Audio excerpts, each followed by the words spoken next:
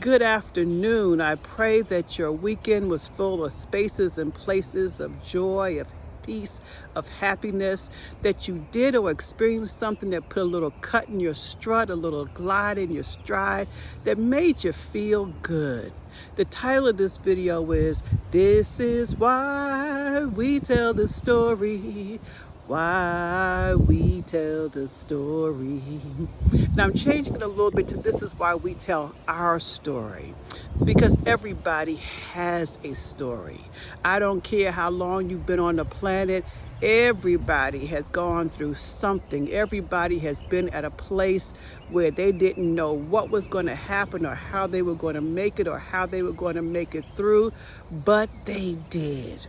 This weekend I saw a play, and at the end, after the curtain call where the cast took their bows, the writer came out and she kind of talked about the vision that became this play. And as she spoke, it occurred to me, this woman is talking from personal experience. She is talking not just about something that she read or something that she heard, but something that she had gone through. And no, she didn't say that, but when people are telling their truth, you can feel it. You can feel it somewhere deep inside of you.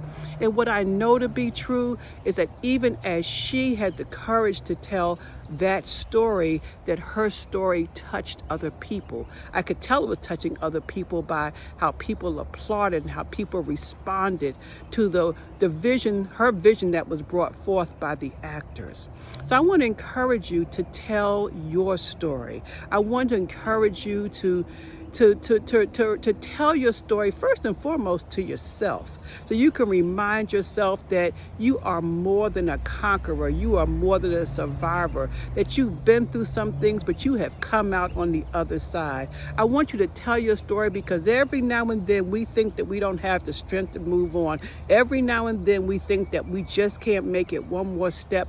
But when we review our story, when we review where we have come from, we realize, you know what? This may be just a temporary setback, but I am getting ready to set myself up. I'm being set up for a comeback.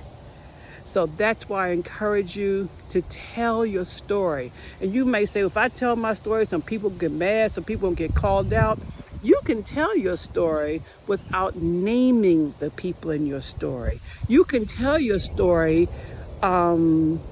by changing some of the dates and some of the situations.